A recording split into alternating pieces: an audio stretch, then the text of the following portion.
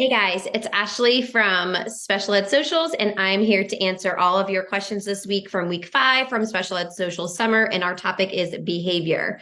Um, so I'm going to do our disclaimer again really quick that we are taking what Dawn, Heather, Jen, and I have learned over the last combined educational years of 50 years of experience we have combined in different types of classrooms and settings to bring to you insights on the behavior and answers to your questions. Again, if we haven't answered something specifically, you're welcome to DM one of us or leave it in the Special Ed Socials group and we can try to give you some insight. However, remember, different states, countries, and counties, districts all have different regulations when it comes to behavior. So just giving you that heads up. All right.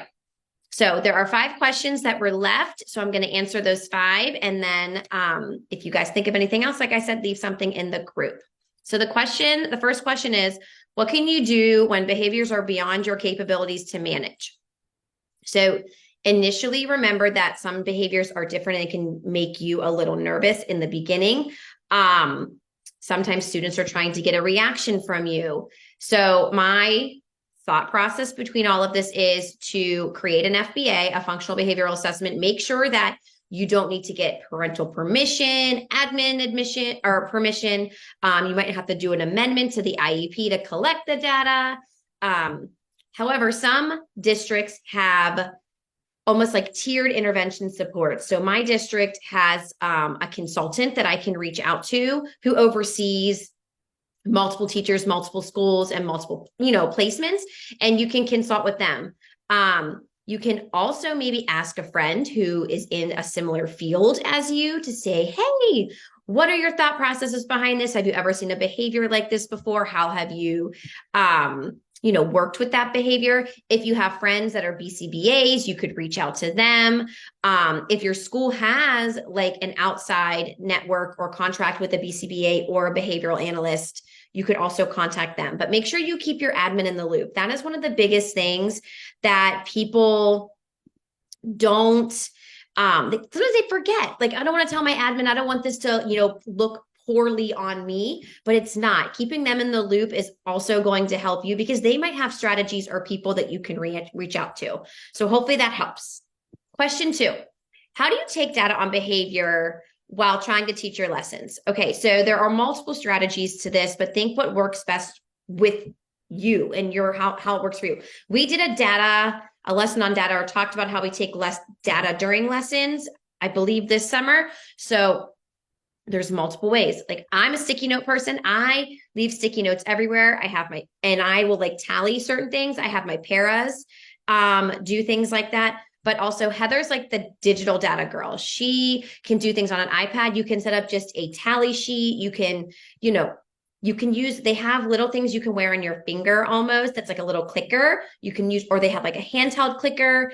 If you're looking for frequency or, if it's duration, you can wear a stopwatch, have one next to you, use your phone. Depending what type of data you're trying to take on the behavior, think about creative ways like that. But trying to have your para do it, because think about it, you're turning and you're talking to Johnny and then Susie does a behavior. You want to almost have someone that's removed from the situation looking in. Sometimes your consultant will come in and do that for you. Will take data as like an outsider because they're not implementing any sort of instruction in your classroom. So hopefully that helps. Again, I'll just review real quick. Post-it notes, you could leave like a laminated piece of paper up on your board with tally marks. And a lot of times, like, I either wear like a fanny pack or I have leggings on with pockets and I have like, my timer or my expo marker, and you can just tally. You can leave it certainly on a desk, on your desk or a table, have your para do it. Clickers, timers, stopwatches, whatever type of behavior you're trying to go for, then channel in like, how can I strategically take this data?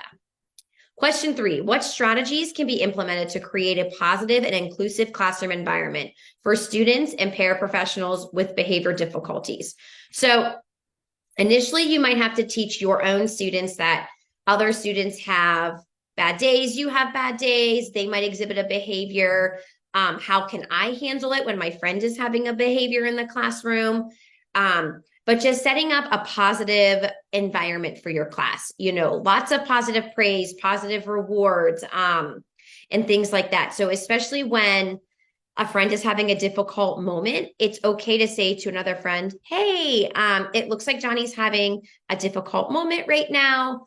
How are you feeling? What are some things that you can do when, if they need headphones, if they need a fidget, if they need a walk to make sure that they're still staying regulated. Try things like that. But like also when your student is not in crisis and not having a behavior, maybe talk with them depending on their academic level of saying like, hey, when you're having a behavior or when your friend is having a behavior, how does that make you feel? What are some things you could try? And they might have some strategies that even like their own peers could try. Okay, number 4. What are some tactics you have used after a student has exhibited undesirable behaviors to move forward? So a lot of times I make social stories. I have talked with students and saying like, this behavior is not acceptable, depending on the level of your kid. Where are you? Are you a high school teacher or are you a preschool teacher? Like modeling, there are a variety of different ways. Reinforcing the positive things the kids are doing and like really honing in on that a lot of times can decrease the behavior, the undesirable behaviors that your kids are experiencing, but like visuals, nonverbal cues, a checklist of what they need to do, things that can help them self-regulate, things like that. So the last question is, what strategies can be used to teach and reinforce appropriate social skills for students with behavior difficulties?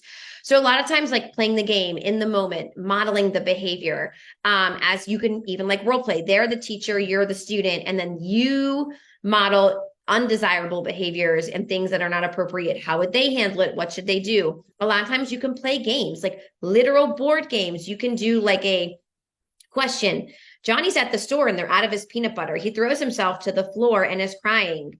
What is a better way that Johnny can do that? And then as a class, you can talk through them. You could give 3 examples and say, Johnny will scream, Johnny will cry, Johnny will say, I'll try a different store, and then see what they do. There's a ton of different behavior games out there that you can utilize. There's scenarios you can talk about. You could even play like I said, turn it into a game like bingo, and things like that. But modeling, social stories, visuals, these are all going to be your game changers when it comes to modeling the behavior that you are expecting. It might take time. It might not work initially.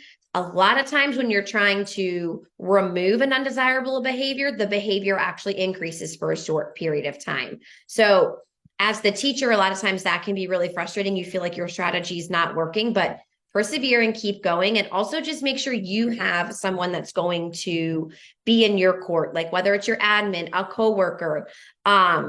If you know that days can sometimes be challenging, set something up for you to look forward to at the end of the day, whether that's like going to get a coffee or a Diet Coke or, driving through McDonald's and grabbing fries or a McFlurry, whatever brings your heart joy and makes your day a little bit better, because obviously we know it's not the student's intent to make your day bad, or make you upset, but it's just a great way for you to be like, oh, I have this to look forward to. I'm really excited. It's okay. This person's having a rough day. Like I have rough days too, but obviously as the adults in the room and the teachers in the room, we have learned different strategies to keep our behaviors under control. And that's our job as the teacher, is to teach our students strategies and ways to keep their behaviors from becoming too difficult.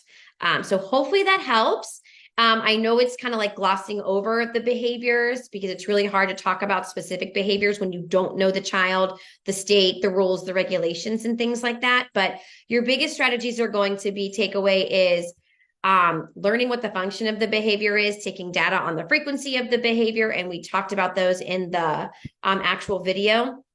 And then getting yourself a cheerleading team that's going to be there to help you through it all. So hope you guys have a great Sunday, and I'll talk to you all soon.